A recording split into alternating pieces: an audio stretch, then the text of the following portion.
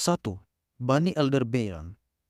Di anime Blood Sea, ada makhluk yang kelihatannya absurd, tapi justru jadi salah satu yang paling brutal. Namanya adalah Bunny Elderberry. Jangan tertipu bentuknya yang seperti kelinci raksasa. Makhluk ini bisa mengubah tubuhnya jadi senjata mematikan.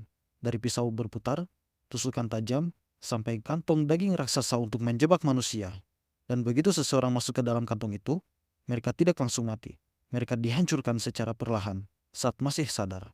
Yang lebih parah, makhluk ini menikmati penyiksaan.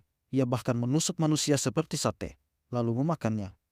Dan kalau kamu pikir bisa membunuhnya dengan mudah, kamu salah. Saat tubuhnya dibelah, ia justru beregenerasi dan menggandakan diri. Dalam suatu kejadian, jumlahnya bertambah jadi 6, dan mereka membantai hampir seluruh kota. Satu-satunya cara menghentikannya, temukan yang asli dan hancurkan sebelum semuanya terlambat. 2. Parasites. Di anime Parasite, The Maxim, horor tidak datang dari monster besar, tapi dari sesuatu yang bisa hidup di dalam tubuh manusia. Mereka disebut parasites.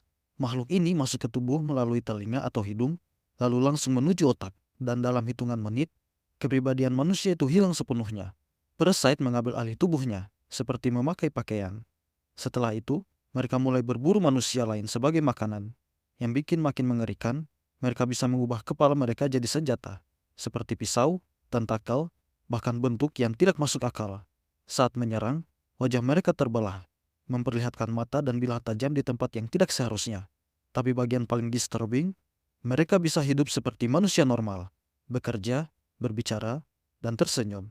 Padahal di dalam pikirannya cuma ada satu hal. Siapa yang akan mereka makan berikutnya? 3. Awakened Beings.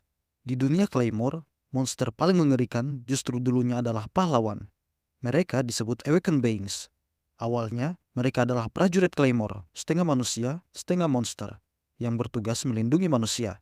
Tapi saat mereka menggunakan kekuatan terlalu jauh, mereka kehilangan kendali dan berubah menjadi sesuatu yang mengerikan selamanya.